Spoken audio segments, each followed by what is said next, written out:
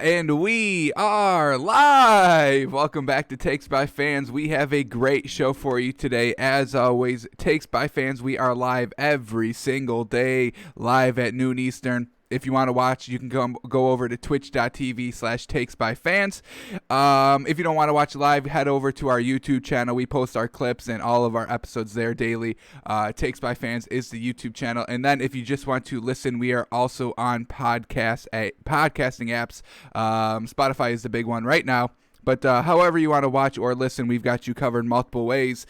Just got to know the name is Takes by Fans. Wherever you go on social media, wherever you go on the internet, we will be there at Takes by Fans.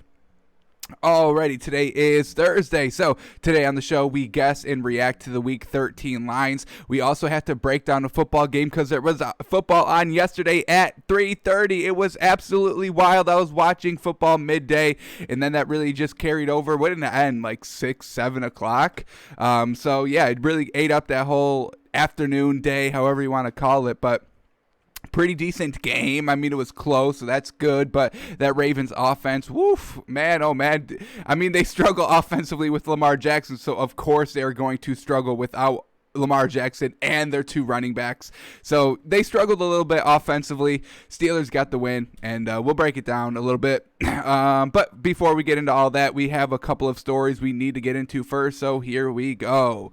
The first story is Vikings activate wide receiver Adam Thielen off of the COVID-19 list, so he's going to be good to go for their matchup against, who do they got this week? They got the Jaguars this week at home, so looking pretty good, and now they've got their best wide receiver back, so lucky for them.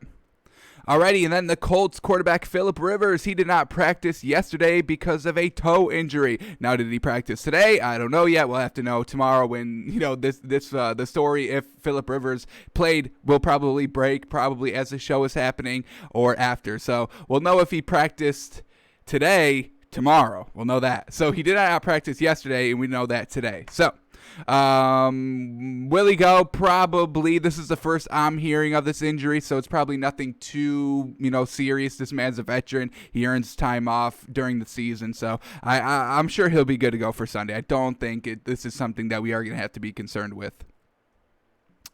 Alrighty, and then this headline, amid tough times, quarterback Trace McSorley's 70-yard touchdown throw provides highlights for the Ravens. This is what they come up with after everything that we saw in the Ravens-Steelers game. This is the headline they choose. Now, I get they want to go with something with the Ravens, I understand, but we could have talked about RG3's speed, because that man was looking quick. How about RG3's 40-yard run that set him up almost for a touchdown right before halftime, but we go with Trace McSorley's 70-yard touchdown pass that was a fluke because it was an overplay by the cornerback and then Minkah Fitzpatrick just didn't tackle him. I mean, this is the article that they go with. You could have done a ton of things on RG3, but they go with Trace McSorley's garbage time 70-yard bad defensively played touchdown pass.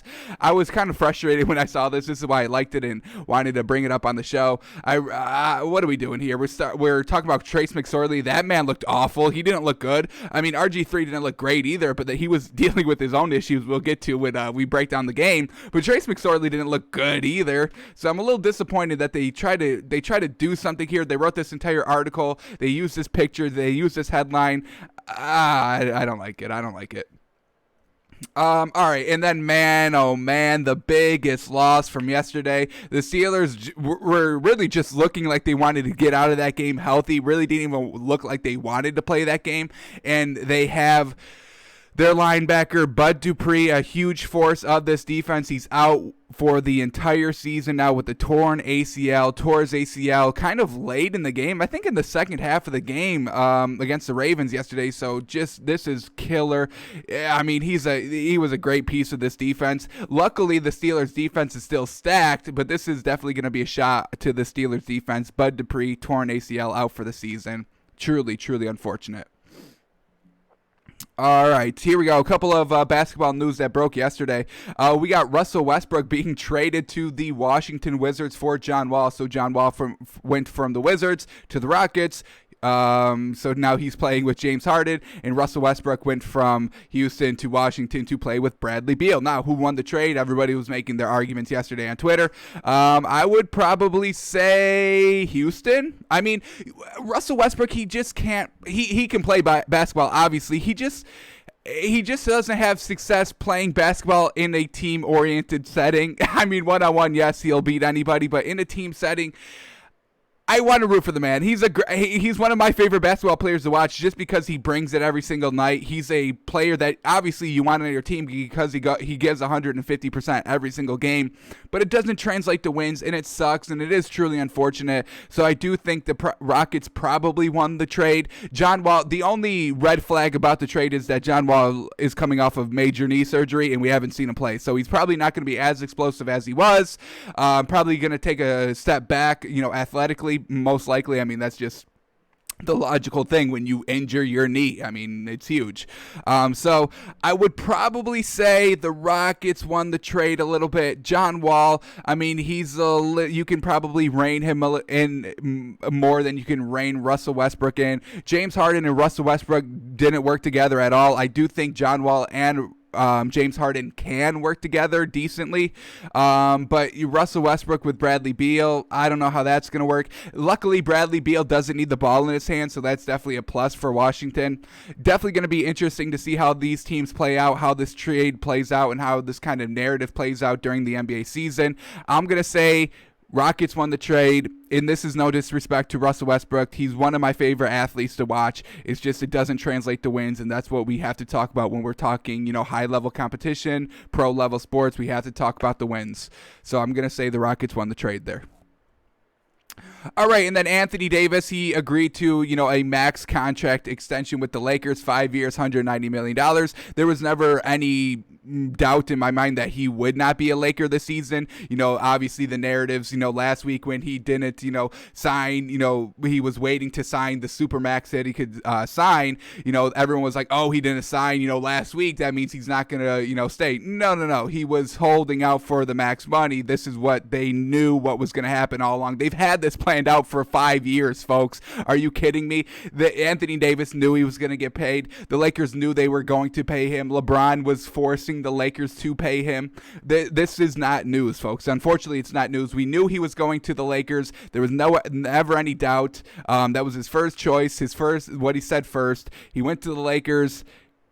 Extended here, 5 years, $190 million, won the ring. He likes to play with LeBron. He's not like Kyrie. He actually likes to be on a winning team. He doesn't need to be the number one. He doesn't need all the praise. He wants rings, and he's getting money, and he's playing with the best player on the planet. So he absolutely is winning here. All right, those are all the stories that we just needed to cover really quickly. So without further ado, let's jump into the Ravens Steelers from yesterday. The Ravens cannot move the ball offensively. I mean, folks, they just could not do anything. Now, the Steelers they didn't move the ball either, but they looked a little bit better offensively than the Ravens did. I mean, let's just look at these drives by the Ravens. First drive is a 3-and-out. Their second drive is a fumble. Luckily for the Ravens, I mean, the Steelers, I don't know what they were doing in this game either. The Ravens were playing this game like they knew they were going to lose it 100% going into this game, and the Steelers were playing this game like they knew they were 100% going to win this game going into this game, because the Ravens didn't take the points when they had the opportunities to do so. And with your offense and how kind of lackluster it has been with even Lamar Jackson, now you take him out and your two starting running backs, you really have to take points whenever you can get them, because you cannot really expect to put up sustainable drives consistently in this game, because you couldn't do it with Lamar Jackson. So I don't know what they thought they were going to be able to do with RG3 and only Gus Edwards at the running back position. So they were being really kind of gutsy with their play calling, not going for the points, not settling for field goals, even though at the end of the day, this was a close game, and those field goals definitely did matter. So Ravens fumble on their second drive.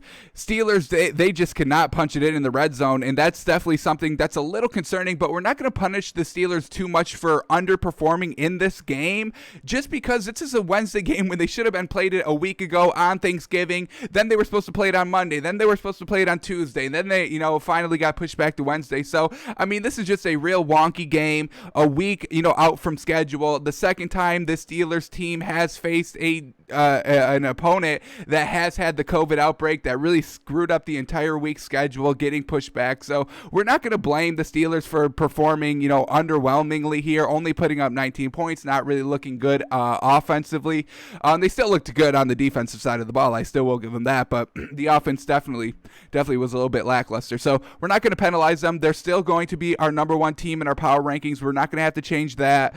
Still going to keep them at number one. Nobody to really add on the cash and trash list. Nobody was really that good or bad in this game, so don't really need to do anything there. So let's continue on with these drives. So Big Ben, he throws an interception because they go for it on 4th and goal, and he just has to throw the ball. So he ends up throwing the ball in the end zone for an interception. And then, the Ravens have all this momentum, and what does RG3 do? He goes and throws an interception himself. Truly unfortunate. And this is a pick six. And then on the following drive by the Ravens, they go 3 and out again. Not good.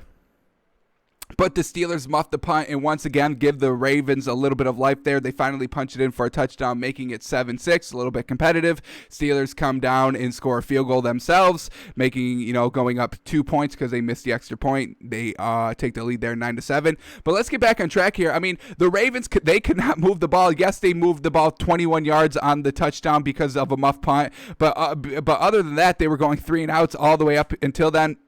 After then, they went 3 and out again. And then we had the end of half, the whole kind of debacle, the bad play calling, if you want to call it that. Down in the red zone with no timeouts, they run the ball, and then you guys, the potential, was it a delay of game by the Steelers for, laying down on the ground too long and not, getting up into the line of scrimmage? But that's not the defense's job, folks. The defense's job is to take as long as possible. I don't think it was a delay of game. I thought it was a smart play defensively. I thought it was just bad offensive play calling by the Ravens. You have no timeouts. You need to be the one to set the urgency tone. You need to start getting ready. Get your players set.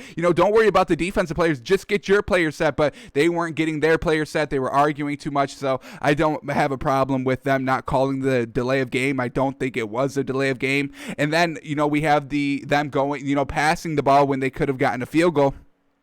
Spike the ball, made a 4th down, take the points. And once again, this is where, the Ravens kind of playing like, they were already confirmed losing this game because they didn't take the points there. They're down 5, take the field goal, make it, a 2-point game going into halftime. That's huge momentum on you. You just scored. Instead, they decide to just kind of pass it. And that's a decent decision. I'm not knocking the decision. It is a tough call to make right in the moment, and I can see both ways. But, I would prefer to have taken the points there. And the defense of the Pittsburgh Steelers is absolutely fantastic, and it was on display there. Can we pull up this play? Let's see if we can get this play up real quick.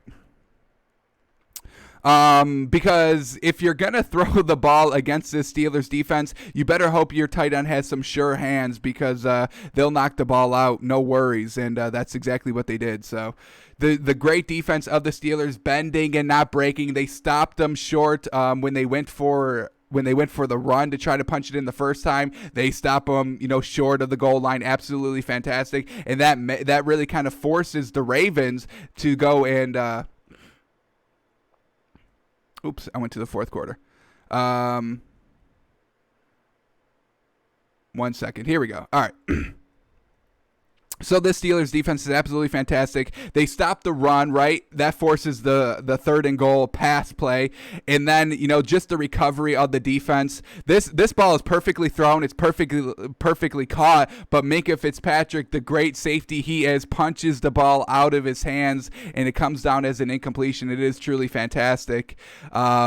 That's just great Steelers defense, the bend but don't break mentality that I keep talking about, keep bringing up when we talk this Steelers team, because they let the Ravens drive a little bit. I mean, on this potentially touchdown drive. I mean, they gave up 69 yards, but they did not break. They made them earn every single yard. They made them earn the touchdown that, in the end wasn't a touchdown because of the great defense. So loved what we saw from the Steelers there. Unfortunate, the Ravens, this was kind of their big kind of offensive drive of the game, the really kind of only long drive of the game, and unfortunately comes away with no points. Now, the Steelers were struggling as well. I mean, they turned the ball over on downs. They only went 8 yards on their a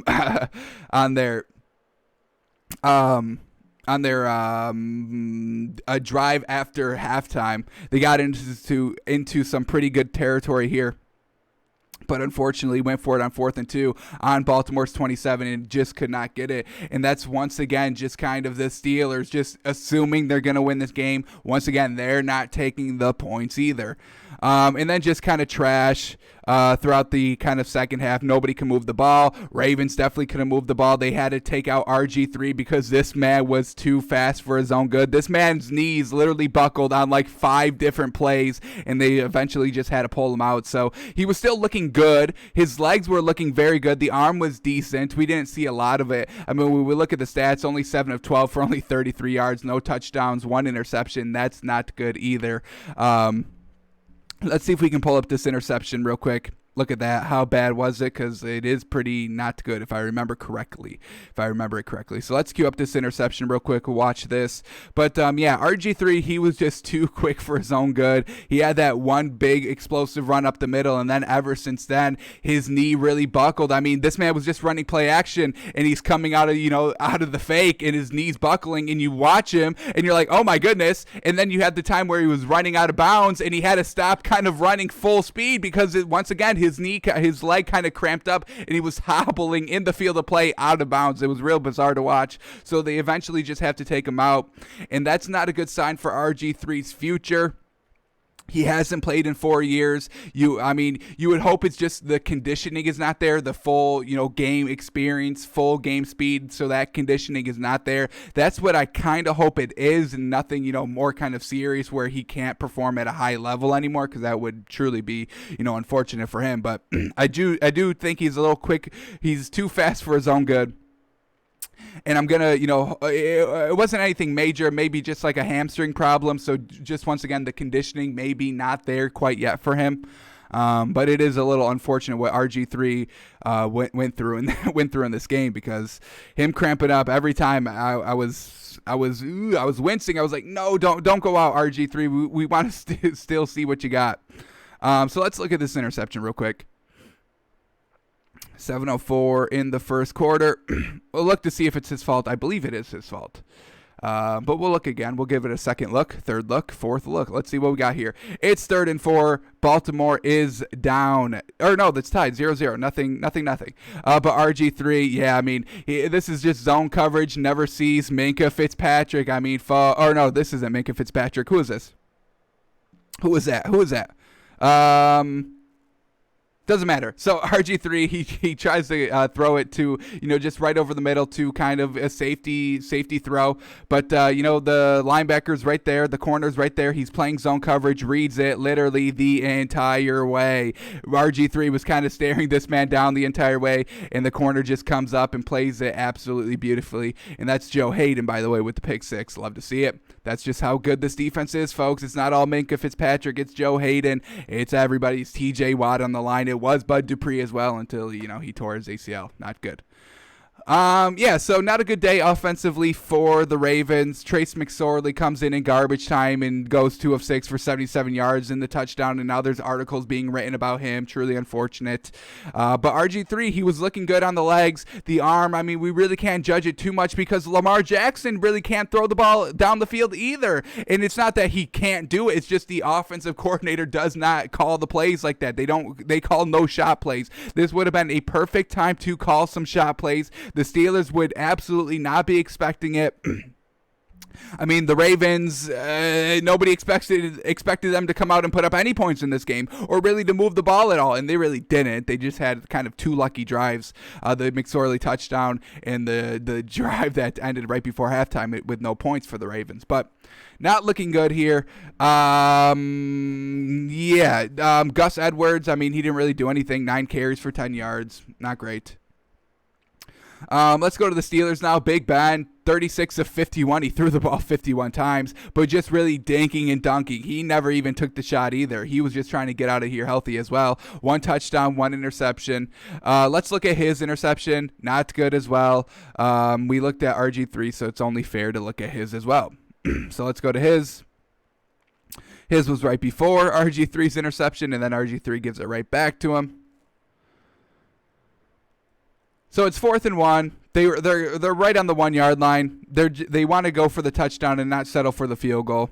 I don't hate the call either. I like being aggressive and going for the touchdown, but I mean, he buys time. Nothing's there. He knows he's going to get sacked, so he throws an interception in the red zone. Now this is where the Ravens make a mistake. I mean, you need in the end zone. You get it up to the 20-yard line. Now he returns it. It goes out to like the 2-yard line. So that's where Big Ben made the big mistake as well. He throws an interception instead of getting the Ravens offense on the 1-yard line. It would have been at the 20 if the defender for the Ravens took a knee in the end zone, which they did not. So a little bailed out again by the Steelers.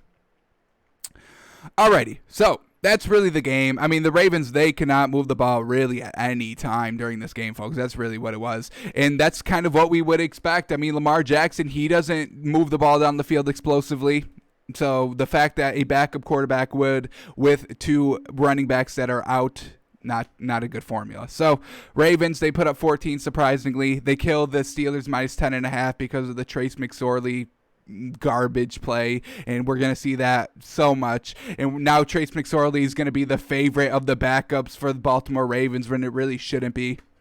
Because if RG3, if he wasn't cramping up, he would have played this entire game, but he was cramping up. Unfortunate. All right. So that was Steelers-Ravens. Nothing too exciting, but a decent game. This was a close game, decent fun to watch, and we got to see RG3 a little bit, so that's always fun to watch as well. All right, so let's go into and start talking about Week 13. We've talked about Week 12 enough. We just actually finished Week 12 right now. I mean, Steelers-Ravens, that was part of Week 12. So, all right. Let's go here. Week 13. This is where we guess the lines of all the Week 13 matchups. And then after we guess them all, we look at DraftKings and see what the official line is. See where we were wrong. See where we were right. See where we agree, where we disagree with Vegas. Are we right? Are we wrong? Are we going to beat Vegas this week? We're going to try to. So this is where we start. We guess the line. So without further ado, we're going to go through all the games on Sunday. There's only 2 teams on byes, Bucks and Panthers. So there's a lot more games this week. So let's get into it. Here we go. The first game, Saints and Falcons, and these 2 teams just faced 2 weeks ago, and the Falcons put up 9 points. That was in New Orleans, but this one is going to be in Atlanta. So how is this one going to be different? Well, Taysom Hill is going to be starting quarterback for the Saints. How did that fare out last week? I mean, once again, the man's running the ball very well. His legs are still explosive. Other teams cannot stop him. Other defenses cannot stop him. So that is a plus. But last week, his passing attempts was not very high. Now, that could be granted because that Broncos defense is pretty good at home. You can give it to that. His completion, his yards weren't that high either through the air. Wasn't hitting his receivers. So that is something that we are going to have to kind of look at and kind of, factor into this game. We had one game where he was throwing to his wide receivers, put up a lot of yards through the air, and then last week he didn't do that. So we have one game of good, one game of not so good. And now this is a tiebreaker game. So what are we going to get? That is the real question. But the Saints defense has been absolutely good. These last couple of weeks held the Falcons to 9 points 2 weeks ago. They held the Broncos to 3 points last week, but I mean, they had no quarterback. Yeah, you can't do anything. So once again, we really can't put too much stake in the Saints defense last week because they went against no quarterbacks. But this Falcons team, they don't look that good offensively anymore. It is truly unfortunate. Even last week when they put up 40 points, it was a lot of short fields, a lot of takeaways. But when you ask Matt Ryan to drive the length of the field, he really can't cash in for the touchdowns. They really do settle for field goals a lot of the time. So, we really have to start looking at Matt Ryan for the dysfunction of this offense. He's just not making the right plays at the right times. And it is definitely costing them because they have to settle for field goals. They don't put up 40-something points last week if it wasn't for their defense, folks, turning the ball, forcing turnovers a lot against Derek Carr, and setting up the short field. So I think I like the Saints this week. I just really don't like what this Falcons team has been doing these last couple of weeks. I don't bat Matt Ryan anymore, which is truly unfortunate. He's just not clutch enough. He's settling for field goals, not cashing in on touchdowns, and that's something that you have to do in this league. So we're going to officially predict this one, Saints -4, even with Taysom Hill. Hopefully he has a bounce back game here. They're going to be in a dome, so they were in Mile High. So I expect the offense to get right back on track. The defense to really just to smother the Falcons, and the Saints, hey, I believe they're the number 1 seed in the NFC. Is this correct? I believe this is correct, folks. I believe I am right. Let me see the standings real quick. Let's check the standings. We'll go to conference. Yeah, they're 9-2. They've got the number 1 seed in the NFC, so that's what every team is fighting for. There's only one bye in each division now, so Saints, they have it. They're going to be looking out to close out the season. This is a division game, so look for it to be a little bit closer than what you may actually think it is. But the Saints team, at the end of the day, they've got a good defense. They've got a great, I'm not going to say great quarterback. I'll say a good quarterback, and they've got some great weapons. So like the Saints here, we'll call it Saints -4. Alrighty, Lions and Bears. And all right, Bears are starting Mitch Trubisky again this week. It has been confirmed. Matt Nagy has already said it. They are starting Mitch Trubisky. They're not switching back to Nick Foles, and I do think that is the right move. Let's give Mitch the rest of the season. You've tried Nick Foles for 7 weeks. It doesn't work. You've lost. You're pretty much not going to have a playoff spot now, which is truly unfortunate. So you're just looking to kind of progress next year. What do we have? We're definitely probably getting rid of Nick Foles. Now, are we definitely probably going to get rid of Mitch Trubisky? We have to find out. Are we going to keep him, try to develop him, or is he just going to be instantly out? So expect him to really start the rest of this year. The Lions, they're not good at all. We just saw them on Thanksgiving Day. Their defense is atrocious. Their offense can't really do anything. Not reliable. So this Bears defense really should keep the Lions in check. The Bears defense got absolutely embarrassed last week against the Packers. When you get embarrassed on live TV, folks, expect to bounce back a little bit better. We're going to call this one. I don't think the Bears are a good team, so, we're probably just going to call this one Bears -3. They're not good. Mitch Trubisky can't put up any points. We saw what Vegas, thought of the Bears last week.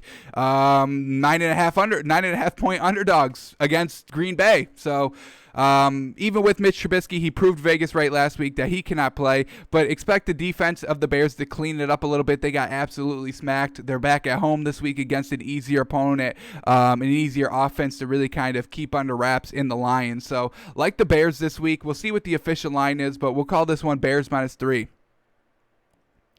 All right, then we get Colts and Texans, and we said at the top of the show, Phillip Rivers did not practice yesterday, but I think he will be good to go. In this Texans team, they just got absolutely kind of cut in half a little bit. They lost Kenny Stills because they thought they didn't need him anymore. Turns out they probably did because Will Fuller, their other wide receiver, he got suspended for PED use. He's out for the season. Their cornerback also got caught with PEDs. He's out for 6 games as well, so they take a hit on the defensive end of the ball, which their defense hasn't always been that great either, and they took a hit on the offensive side of the ball, losing a wide receiver. So a team that was once the deepest wide receiver core in the league is no longer, and they barely have any good wide receivers anymore. Now probably the deepest wide receiving core now in the league is the Steelers. They've got Deontay Johnson, Chase Claypool, Juju Smith-Schuster, and James Washington. That's 4 deep. I don't think any other team really has 4 deep besides the Bucs. They've got 10 deep. They don't even count, really. So, even though the Colts are not very good, this Texans team, they took a hit on offense and defense. This Colts defense is not that good, but this Texans team is not that good either. I expect the Colts to kind of blow out the Texans, honestly. I'm going to call this one Colts -2. We'll see what the official line is. You get the Texans -3, so this is kind of a 5-point flip. I'm calling it. Colts -2. Their defense is good. Expect this Texans team to come out struggling offensively. They lose Will Fuller. That is kind of their best wide receiver. So now they're only rocking with Randall Cobb and one other wide receiver. I'm blanking on the name, but yeah, I'm usually big on this Texans team, so if I'm bailing on it, I would kind of take that as some heavy weight there. And I don't even like the Colts, and I'm predicting them to win. So I really do think I like the Colts this week. Let's see if we get any value. Let's see if Vegas is kind of factoring in everything we just said, or if they think those are non-factors and they think the Texans may be good. But we'll see if we get any good value here. We'll call it Colts -2. I hope it's not anything larger than that. It may be if Vegas knows, sports. But we're going to test our knowledge here this week with Colts -2. Alrighty, Bengals and Dolphins, and this Bengals team is not good offensively without Joe Burrow. I mean, with Joe Burrow, they couldn't win games. They put up points sometimes, but now even without Joe Burrow, they're not even putting up the points sometimes. So you don't have to worry about the Bengals putting up any points or scoring because they will not do that. Their defense is not that good either. The Dolphins now, they are starting Tua possibly. He is a game time decision, so we won't even know right up until kickoff. Now, is that kind of a mental game with Brian Flores? Does Brian Flores know that Tua is going to start, but they don't want to kind of give it away? They kind of want to keep the Bengals keep on guessing right up until game time. I don't know. This Dolphins defense shouldn't have any problem with this Bengals offense. Dolphins are at home.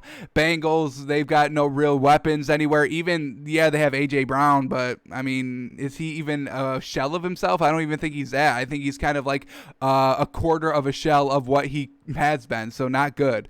So, Dolphins here. We're going to call this one Dolphins -6.5.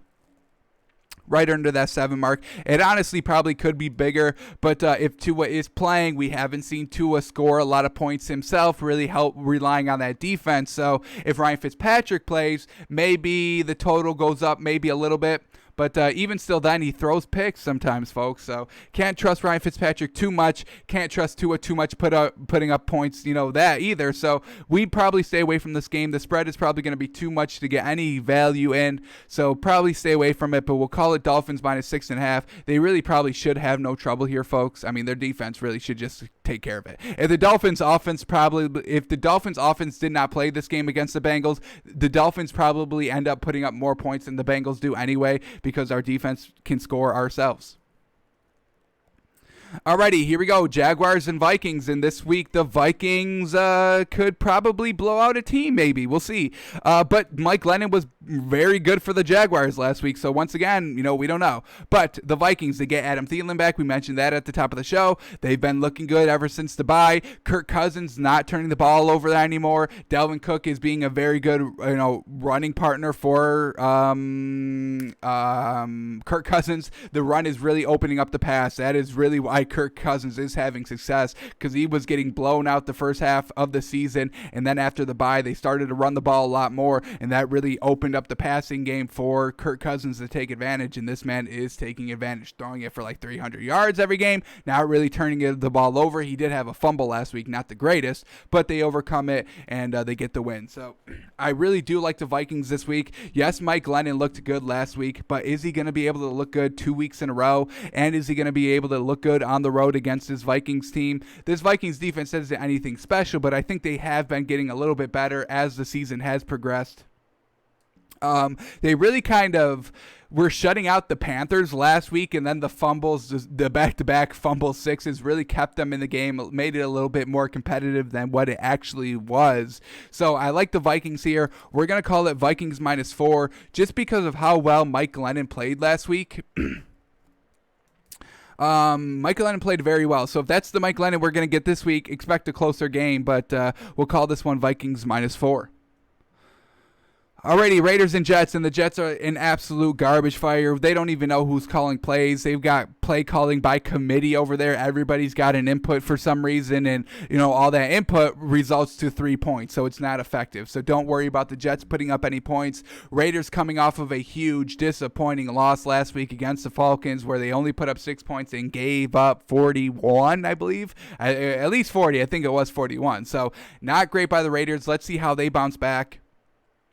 This is a huge game for the Raiders. This should be an obvious win for them. Try to get back into that playoff hunt in the AFC, because I think they were kind of squeezed out with the loss last week, so not great by them. So they've got a chance to get on track. The Jets are looking for their first win, which they probably won't get. I don't know who the heck is going to cover this. I don't know who the Jets are going to have to put on the Raiders tight end. I'm blanking on the name, like the 6'6" tight end that runs like a wide receiver and catches like a wide receiver.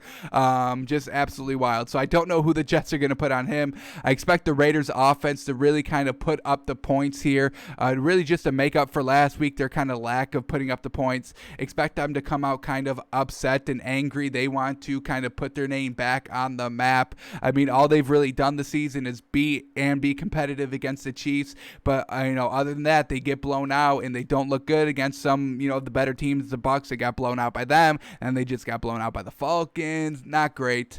But it's the Jets, so, I mean, they shouldn't have any trouble. So we're going to call this one Raiders minus 9.5. They have the ability to score. They have the ability to, hold opponents to not a lot of points. I mean, they've had some games. They held the Browns to like under 10 points. I thought that was pretty impressive. But other than that, they haven't really shown us anything too good defensively. But it's the Jets, so you don't have to prepare too much for them. All right, so we'll call that one Raiders minus 9.5. All right, Browns, Titans, and folks, oh boy, we may be able to get some great value here with the Titans. Just because the Browns are 8-3, Vegas may kind of overlook them a little bit. Hopefully they do, because I think we can get some good value. This Titans team is going to blow out the Browns, folks. This Titans team will blow out the Browns. This Browns offense cannot do anything on this Titans defense. This Browns defense, now the defense is good, but how are they going to get when they get kind of a taste of their own medicine, just getting punched in the mouth? Nick Chubb, Kareem Hunt, but Derrick Henry, he's 2-1, baby. He's the speed and the size. So how is this Browns defense going to fare against Derrick Henry? I don't think too good. I mean, we saw what the Titans did to the great Colts defense last week. They put up 35 points in the first half. Oh my goodness. The man had 3 rushing touchdowns in the first half himself. So this Titans team is going to destroy the Browns, expose the Browns as probably a little bit of frauds, maybe a little bit overvalued of what they are. They are definitely, I think, an inflated 8-3 team in my opinion. So I think we're going to get some great value here just because the Browns are 8-3 coming off of a decent win last week. We're going to call this one Titans minus 4.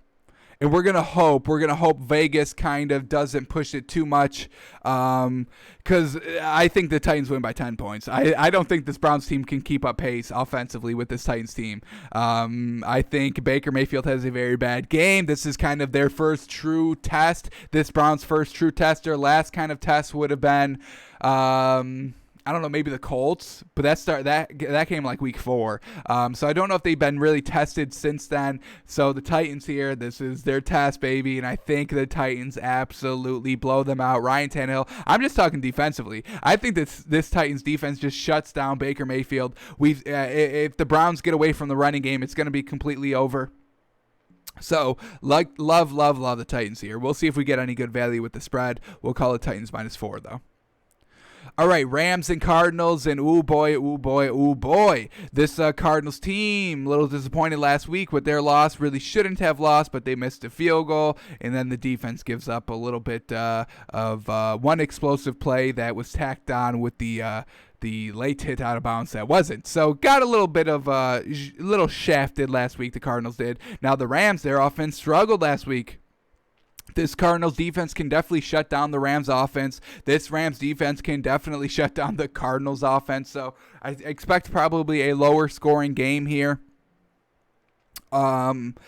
Yeah, I don't know. We can't trust this Rams offense. They do not put up points, folks. They struggle to score. And even, when everything goes right, a la the Bucks game 2 weeks ago, they put up 27 points. Nothing too impressive. That was with Robert Woods having 150 yards receiving and Cooper Kupp having 100 yards receiving. Jared Goff going for 350 yards. So, I mean, when everything goes right offensively for this team, they put up max 27 points. That's not impressive to me. So, I don't know what we call it here. These are two great teams going at it. The Cardinals have been falling off a little bit. Their record is 6-5. I wouldn't consider this team 6-5, but that's what their record is. So this one's going to be tough.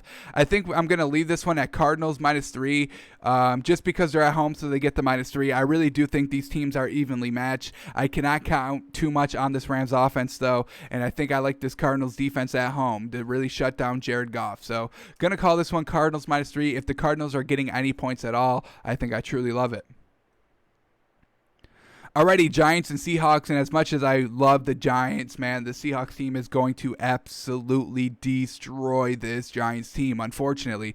Look for the Seahawks team to get back defensively. Colt McCoy is going to be playing. There is no chance of Daniel Jones this week, so they're going to take a step back offensively. Colt McCoy was not that good of a passer. His legs weren't that great either. He's not as fast as Daniel Jones. How unfortunate.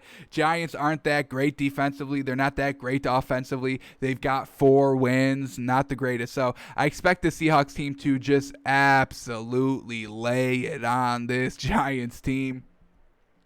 We're going to call this one Seahawks -9.5, folks. I mean, I don't think the Giants score really anything. I know they won't score any touchdowns. If they settle for a couple field goals here and there, that's probably all the points they're going to get. I wouldn't even expect Russell Wilson to throw an interception. He hasn't been turning the ball over. Chris Carson back in the lineup for the Seahawks, been absolutely fantastic. Who on this Giants team is going to stop DK Metcalf? That's all you need to ask yourself. When you're asking, are the Seahawks going to win today? Well, who's going to stop DK Metcalf? If the defense has somebody that can stop DK Metcalf, then yes, you have a chance of winning the game. If not, you lose. You lose. That's it. That's all this game comes down to, folks. So, like the Seahawks here, I'm a big fan of the Giants. I want to have them to succeed, but without Daniel Jones, there's no chance of that. It is unfortunate. They really do rely on Daniel Jones because he's actually a pretty good quarterback. So, like the Seahawks here, like them big. We'll see if we get any value here. Hopefully, it's not at the 10 mark. If it's under 9.5, we'll take it, though. All right, then we get Eagles and Packers, and is Carson Wentz going to play? I don't know. Do they start Jalen Hurts? Packers, Eagles, and I think this Packers-Eagles game is going to mirror heavy on what the Packers-Bears game just looked like. The Eagles will struggle. This Packers defense will smother this Eagles offense. They'll make Carson Wentz throw at least one pick. This Packers team, I think that, we're talking about the back half of the season. This is where they really start to lock it in a little bit. I think I like the Packers big here. We're going to call this one Packers -7.5. And I can definitely see it being a lot more. I honestly think this Packers-Eagles game is going to be kind of exactly the same blueprint. I mean, when you look at these quarterbacks for these teams, Eagles and Bears, is Carson Wentz that much better than Mitch Trubisky or Nick Foles? Yes, he throws a little bit more touchdowns than they do, but he turns the ball over a lot more. They still don't put up a lot of points. They still struggle to score touchdowns, have to settle for field goals, turn the ball over on long drives. In this Packers team, they can score at will. When Aaron Rodgers, he wants to, he can be a monster. So, and I like this Packers defense as well. I think they can definitely force Carson Wentz into, a bad game here. So I think I love the Packers -7.5. Hopefully Vegas doesn't, push the spread too high, because I think we can still get some good value here, even with Packers -7.5. I still think that's pretty solid. Alrighty, then we get Patriots and Chargers, and oh boy, Chargers. Oh no, Chargers against this Bill Belichick defense. Oh my goodness. Now the Patriots struggle scoring, and they also struggle scoring on the road. And now the Patriots are on the road. That's not good. But they're in a dome, so it may make the travel a little bit easier. But they do have to go from East Coast to West Coast, New England all the way to LA. So I mean, that's cross-country trip, folks. So take that into consideration. But this Chargers offense, I mean, we have nothing to worry about. They turned the ball they turned the ball over defensively 3 times against the Bills last week, and they came away with 3 points in the fourth quarter. I mean, that's just absolutely trash. This Patriots team will not allow you to do that. They won't allow you to get even 3 points. So if they weren't scoring on the Bills defense, they're not going to be able to score on this Patriots defense. We saw what the Cardinals did last week, 17 points. Kyler Murray wasn't looking good. Couldn't even go to DeAndre Hopkins. So expect this Patriots team to shut down the Chargers team. And we may be able to get some good value here if everybody is overvaluing the Chargers a little bit with, Justin Herbert. The Patriots are a 5-6 team, so when people look at the record, they're instantly thinking they're a bad team, and they're really kind of not. They're just they're an average team, in my opinion. So I think we could get some sneak value here. We're going to call this one Patriots minus 3. We're going to call this one Patriots minus 3, and we could get some good value here. I think we swallow the points. This Chargers team, they just can't even win games. That's the problem. They don't know how to win. So this Bill Belichick knows all about how to stop teams from winning games. This Chargers team can't win. Bill knows how to stop the winning. And I think the Patriots, even though that Cam Newton is struggling heavily this season, the Patriots defense once again finds a way to get it done. Alrighty, all right, 4 more games. All right, here we go. Broncos and Chiefs, and this is the night game, the Sunday night game, and the Broncos will finally have some quarterbacks back in action, so there is no need to worry about if a wide receiver will play quarterback for this Broncos team.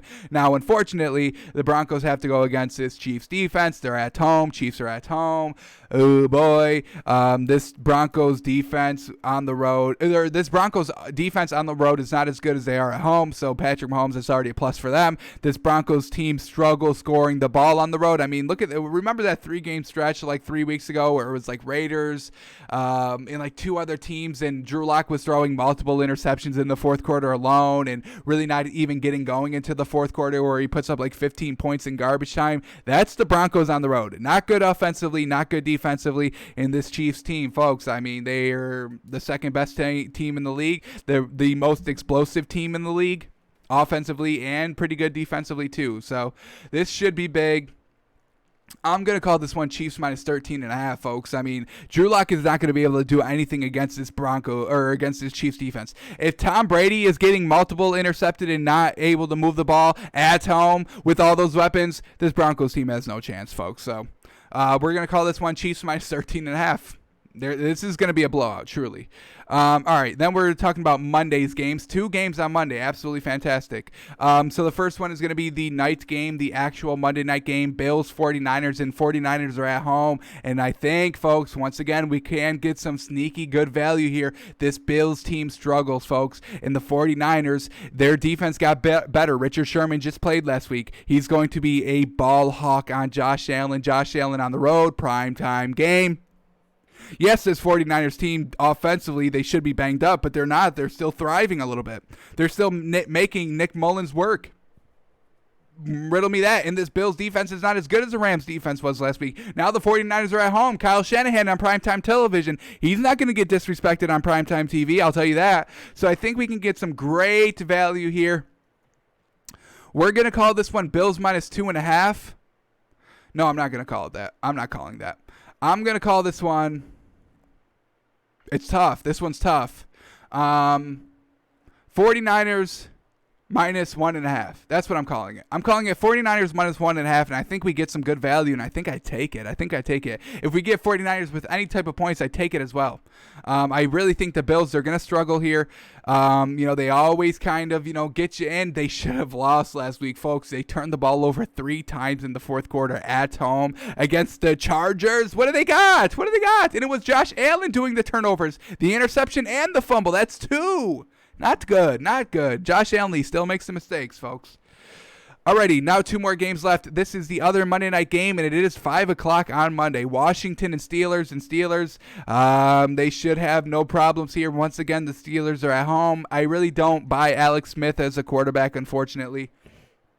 This defense is going to cause Washington trouble. They've got one good player, McLaurin. That's it. You cover him, they're going to be worthless. The Steelers offense, look for them to be a little bit better than what they were last week. I think they just really, that was a division game off the top. That was supposed to be played a week ago off the top as well. So you're not going to be, good to go for that game. So I expect the offense to really turn it around here against Washington. We're going to call this one Steelers -6.5. Actually, that's a little too high. We're going to call this one Steelers -4.5, actually. No, 5. We'll call it 5. Steelers -5. That's going to be our official pick. This Washington team had a good Thanksgiving Day game, I'll give it to them. But that was against the Cowboys. This Steelers team is so well coached. They're nothing like the Cowboys. So I don't think this Washington team is going to put up as many points as they did last week. I think the Steelers defense will be fine. I think the Steelers offense will be fine, folks. That was the big thing. I loved it on Twitter. Everyone was like, it's the Steelers team you expect to compete with the Chiefs. Oh, this is Chiefs easy all day. Folks, the circumstances in that game, can we all relax? Stop that. The Steelers can compete with the Chiefs. The Steelers defense can keep up with the speed of the Chiefs offense. That's the only mismatch. That's why teams get beat by the Chiefs, because of their sheer speed on offense, and the Steelers have the speed to match that on defense. So yes, it will be a competitive game. Can we all relax? All right, and that brings us to a Tuesday game, another Tuesday game. Will this one actually be played on Tuesday? Every time we get a Tuesday game, it gets pushed back. That happens with the Titans games getting rescheduled earlier in the season. We were supposed to get a Tuesday game. That didn't pan out. We were supposed to get Ravens, Steelers on Tuesday. That got pushed back to Wednesday. So can we finally get a Tuesday game? Let's find out. This one is Tuesday at 8 o'clock, so a night game on Tuesday. Love to see it. Cowboys at Ravens. And what do we do here, folks? Two teams. Ravens hopefully are back at full capacity at this game. Cowboys, it doesn't matter because they're trash going on the road. This Ravens defense is still pretty solid. They're going to eat up this Cowboys team 100%. They're not going to be able to do anything. Cowboys on the road is trash. Cowboys at home is trash. They're on the road here, so they're extra trash. Granted, pending Ravens players are back healthy, we'll call this one Ravens -3.5.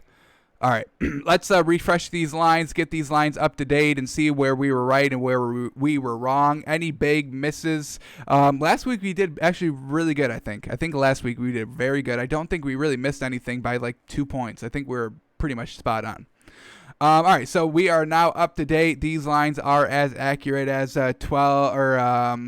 today, Thursday, at 12:51 p.m. So these are the lines. We'll see where we are, where we were right, where we were wrong. So here we go. First one is Raiders and Jets, and we predicted this line at Raiders -9.5, and it's Raiders -8. So once again, right in the ballpark. We still like it. This Jets team cannot do anything offensively.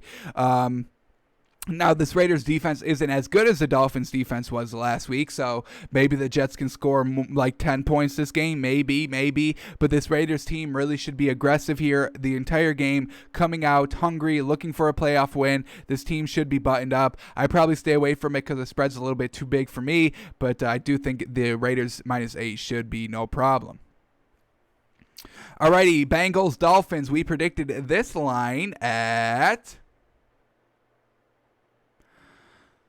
Dolphins -6.5. Wow, Dolphins -11.5. So this is a little interesting to me. I get it. The Dolphins defense is good, but, our offense, if we're starting Tua, I don't like the -11.5. If we're starting Ryan Fitzpatrick, then I think I do like the 11.5. So I think we wait on this one. Tua's a game time decision, so I think you would really have to wait till Sunday to bet this game. Tua, he has not proven that he can go downfields himself consistently throughout the game and score touchdowns. We haven't seen that. The only time he's scoring touchdowns is when the defense is giving him favorable field position. So that's the only thing we've seen from him, so I can't decide if he can drive down the field himself or not. Ryan Fitzpatrick, on the other hand, he can. Now, is that Chan Gailey just holding Tua back offensively? I don't know. I don't have all the film to prove that, folks. I'm not going to comb through the film to prove that either. By the time I prove that, we're going to be next year, and it's not even going to matter when Tua is starting anyway. So Don't like this game. Stay away from it. Yes, the Bengals are not good. Yes, this Dolphins defense should just absolutely destroy the Bengals, but we should have destroyed the Broncos like 2 weeks ago, and we didn't. So now, yes, I get we are at home. We were on the road the last time, so yes. But, at the same time, I'm not swallowing 11 points if Tua's playing quarterback. I'm just not. I'm sorry. So I think I stay away from it. Wait till Sunday to bet this one if you're thinking about betting it, folks. Wait. Tua's a game time decision. Read into that as what you will. If you think that means he's not going to play, great. If you think that means he is going to play, great again. You got some information there, but I would wait till Sunday. I would stay away from it, and if you had to bet it, if you were dying to bet it, if your palms were sweating, you're like, I need to bet this game in this game only, I would wait till Sunday. All right, here we go. Browns and Titans. We predicted this line at Titans -4. Oh, and it's going to be Titans -5.5. No. So Vegas agrees with me. The Titans are going to blow out the Browns, folks. This game is not going to be close. I think I still swallowed the 5.5, honestly. I don't think the Browns are going to be able to move the ball. If, the Titans get out to a good score like they did last week, 14, they score on their first 2 drives. This Browns team, has to start throwing the ball a little bit more. It's going to hurt them. So if the Browns stick with the run, they can try to keep it close. But at some point, if they try to break away and, ask Baker Mayfield to do too much, this Titans defense is going to be ready for it, folks. So love the Titans here. Big. I think I even swallowed the points here. Alrighty, Jaguars and Vikings. And this game we predicted at, what do we got? We did Vikings -4, and so we Vikings -10. Okay. I get it. The Jacksonville Jaguars are not good, all right, but I think I was impressed with Mike Glennon a little bit. We did look at him in the fourth quarter, and all of his throws were very high, so that is a knock against him. I guess we weren't too impressed with Mike Glennon. This Vikings team, they're getting Adam Thielen back, so they should be fine. They should be well. They were really beating the Panthers last week, folks, kind of bigly. The Panthers were struggling to move the ball offensively until the 2 scoop and scores came. Then they found their rhythm a little bit. Vikings at home, positive sign for them. Their defense is getting a little bit better. They've got some weapons. They're running the ball more. I think I stay away from it. Mike Glennon, he put up points last week. That's what you want. Yes, he was a little high on some throws sometimes, but that's something that you can kind of rein in a little bit. And that was on a game, potential game-winning drive or game-tying drive. So I don't know. I think I stay away from it. Mike Glennon, he has the ability to keep games close. 10's a little bit too much to swallow here for a Vikings team that has proven to turn over the ball a lot and, allow some points off those turnovers as well. So I think I stay away from this one. This one's wild. Ooh, yeah, wild.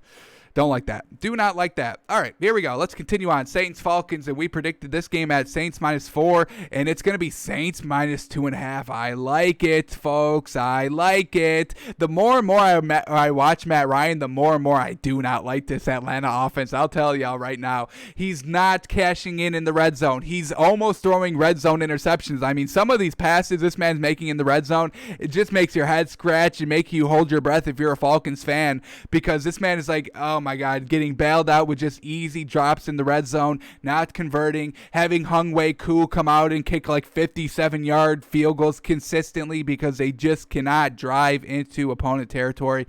The Saints defense is going to lock up the Falcons, I think. Taysom Hill, now, I mentioned it when we predicted the lines. We have had one good arm game by him, one not so great arm game by him. So what is the truth? Is it game 1 or game 2? Is it, game 1 where they were at home, against the Falcons, not a great defense? Or is it game 2 against, or on the road in Denver against a decent defense at home? Which one do you prefer? I don't know, man. I think we get the same Taysom Hill here. The run game has been effective the last 2 weeks. It's probably still effective here. He's in a dome. He's going to be comfortable. He doesn't have to worry about the elements. And I think we swallow the 2.5, and I think that's fine, folks. I think we're fine with that. I expect the Saints defense really to carry the load again. We're getting in the back half of the season, really kind of, we're at the push. This is the push. Everybody's giving their best. This is the best of the best. This is what the teams are putting out. If the teams are good, earlier in the season, they're still going to be good now, and they're going to be good consistently. So, the teams are making the push. The Saints, as I mentioned, they're the number 1 seed in the NFC. They want to hold on to it. This Atlanta offense, I don't know, man. Even with their weapons, they're actually worse when all their weapons are healthy. How wild is that? When Julio Jones and Todd Gurley don't play, they put up 41 points. When they both play, they put up 9. I don't know what to tell y'all. So I like the Saints here. We swallow the 2.5. Alrighty, Colts Texans. We predicted this line at. Where are we at? All right, Colts -2, and it's going to be Colts -3.5. That's fine. So not too much away from what I was thinking, but I think this Texans team is going to struggle to score offensively. We've seen a couple of games this season, after the firing of the head coach, where their offense kind of struggled a little bit. They barely put up 20 points, just didn't look good throughout the entire game. And I think that's going to be a Texans offense we're going to get because they're going to be down 2 big members here offensively at wide receiver. They're missing a defensive piece. This Colts team is going to come out angry because of last week. Phillip Rivers should play. This Colts defense probably could hold this Texans team decently to not a lot of points, and this Colts team has the ability to score some points if Phillip Rivers isn't turning the ball over. So if he cleans that up in this Texans defense, they just have J.J. Watt on the line. Now that is a little concerning because if you get pressure on Phillip Rivers, he's going to go a little crazy with his throws. So I think I really do like the Colts -3.5. I don't think I like the Texans offense anymore, and I've been a big cheerleader of this Texans offense. So the 3.5 is giving me a little bit of iffiness, but I like the Colts straight up. I do. We'll see where the spread is, though. I don't know. We may just swallow the 3.5, though. I just cannot count on this Texans offense anymore. Will Fuller gone? Kenny Stills gone? I can't buy it. All right, here we go. Lions and Bears. We predicted this line at Bears -3, and it's Bears -3. Right on track. Love to see it. Bingo, bango. First one right of the day. Love it. All right. Yeah. What do we do with this one? I think the Bears can score, even with Mitch Trubisky. If he wasn't good last week, I doubt he's going to be good this week, folks, truly. I stay away heavy from this game. I expect the Bears defense to shut down Detroit. I don't think Detroit puts up anything. They put up 0 points, 2 weeks ago, the week before Thanksgiving, they put up 0 points. Now, they didn't have any other weapons. They didn't have any other weapons last week. We'll see if they get Galladay back. I think he is back, actually. And we'll see if DeAndre Swift will be back as well. So I'm going to stay away from it. We cannot trust this. I've tried, folks. I've given the Bears the benefit of the doubt over and over. I took them plus 9.5 on Monday, folks. I gave them 9.5 points, and they still screwed us a little bit. So can't trust them anymore. Even with Mitch Trubisky, his second game, probably not going to do anything. All right, Giants and Seahawks. We predicted this game at... Where is it? Seahawks -9.5 and it's Seahawks -10, right on there. And I think that's fine. We swallowed the 10. The Giants are not going to put up any points, folks. Colt McCoy was not looking good. Yes, he's going to have a full week with the ones. I don't think that makes a difference. Daniel Jones, even him at quarterback, they were putting up like max 24 points a game. They're kind of like the Rams offense if everything was going right.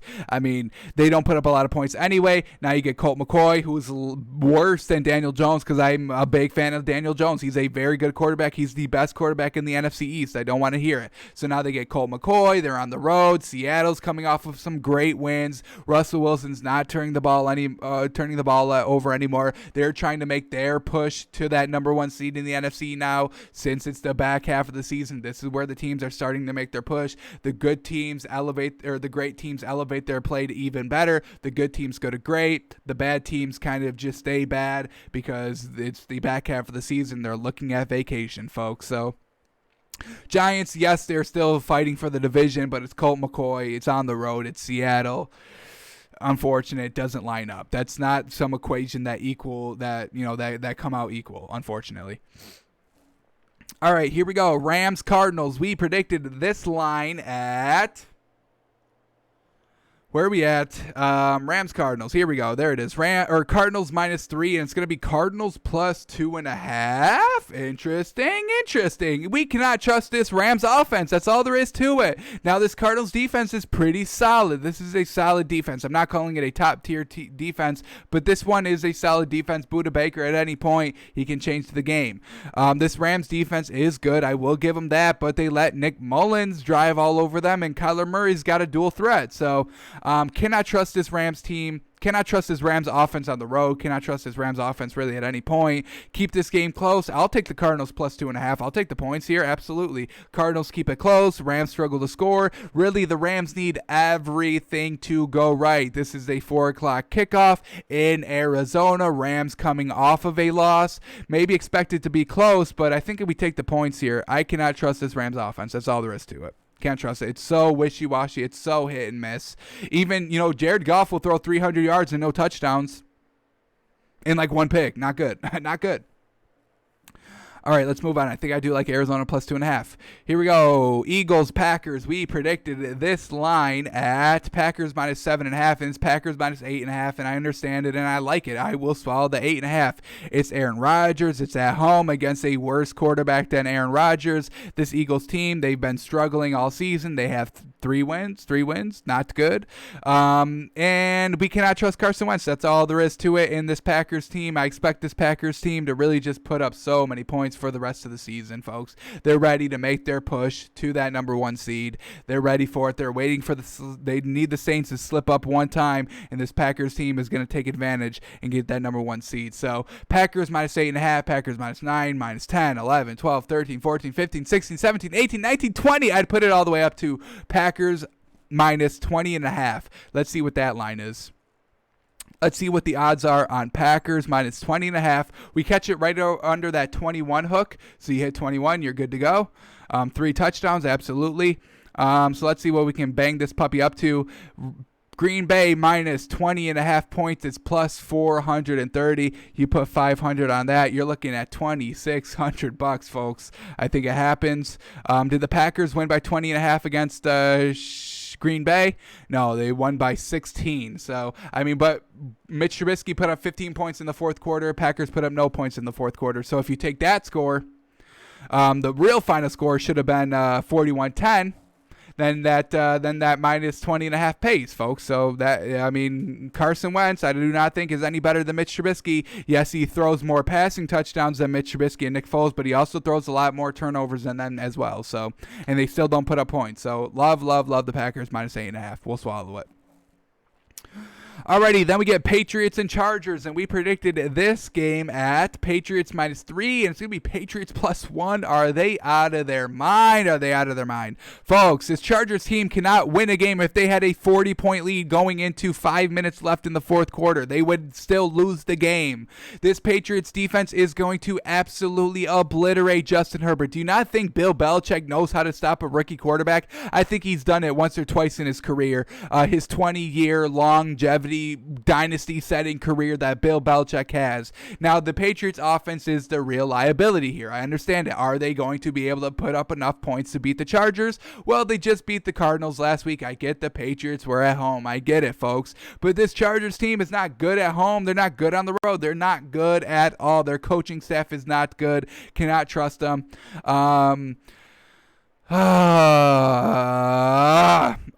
I don't like the Chargers, and I don't like the Patriots offense, so I am in a little bit of a pickle here. I stay away from it, but we're going to like the Patriots here. We'll take the point. Give us the point in Bill Belichick's defense, and we'll ride with it. All right, let's move on. Here we go. Broncos and Chiefs. In this one, we predicted at Chiefs minus 13.5, and it's Chiefs. Wow, right on. Well done by us. Right on the money. Love it. Perfect. All right, yeah. Basically everything I just said in our prediction came true. Right. We're right. 13. I was not expecting it to be 13.5. All right. Yeah.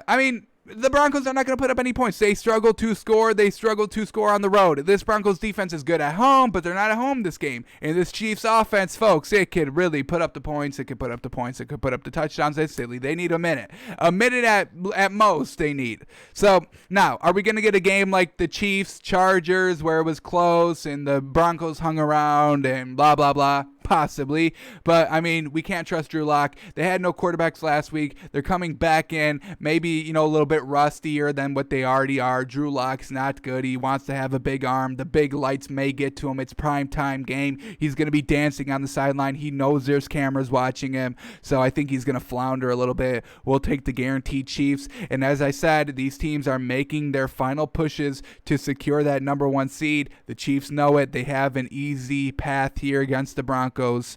We'll go Chiefs minus 13.5. Alrighty, it doesn't look like the Tuesday Cowboys-Ravens game is on here, so we'll have to kind of wait for that. But the other two Monday night games are. So here we go, the last two games. First one up, Washington and Steelers, and we predicted this game at Steelers minus 5, and it's going to be Steelers minus 8.5. Holy moly. All right, I don't think I like that now. The Steelers don't blow out really any teams. I understand it. This Washington team is very well coached. I mean, everybody buys in, and that was no clearer than on Thanksgiving Day, going on the road and absolutely just beating your division rival, making it easier for you, making you a true contender in the NFC East again. Like what this Washington team is doing well coaching. Their offense is all right. Their defense is all right. Chase Claypool against Big Ben. I mean, if you get to this man early, he's going to be dinking and dunking. He's not going to be airing it out, keeping the game close. The Steelers defense should, hold Washington to not a lot of points, but I think, the well-coached team of Washington can be a little bit competitive in this game. So I think we will endorse Washington plus 8.5. We'll come at you with our official predictions tomorrow, though. 8.5. I think that's too much for the Steelers, folks. Alrighty, here we go. In the last game, we've got Bills and 49ers, and we predicted this game at 49ers minus 1.5, and it's going to be 49ers plus 1. Okay, so we get Josh Allen on the road on primetime TV. Do you trust that? Because I do not. I mean, we can barely trust him at home in the fourth quarter against the Chargers. This 49ers defense, Richard Sherman, Kyle Shanahan on national TV. I mean, folks, this man wants to prove himself. Everybody's writing off the 49ers because they lost George Kittle and Jimmy Garoppolo, and they had so many injuries in the first half of the season, but they're like, hang on, we're still good. Don't write us off. We're not just, our starters. We're actually a well-coached team. We're deep. We know how to coach. We have our players ready to go at any given day. So I think I like the 49ers here. I cannot trust Josh Allen on the road again in a big spot. He never shows out. So gonna go the 49ers there, plus 1. I think I like it. All right, that is going to do it for us today. We guess and reacted to all the lines. We broke down Wednesday day football, and we'll be back tomorrow once again, noon Eastern, live, twitch.tv/takesbyfans, where we make our official picks for this weekend. Unfortunately, we don't have a Thursday night game tonight. Unfortunate, so we won't break down any of that tomorrow. But we'll come at you with the stories, anything that's breaking after the show today, right before the show tomorrow. We'll come at you. We'll talk about it, and we'll give you our official picks. Now that we had a kind of a full day to sleep and digest these lines, we'll give you our moneymaker for tomorrow. Alrighty, we'll be back here noon Eastern, twitch.tv/takesbyfans. Thanks for coming out. It is Takes by Fans everywhere, folks. However you want to watch or listen, we're pretty much on all the platforms. Takes by Fans, that's where you find us, and we'll see you tomorrow.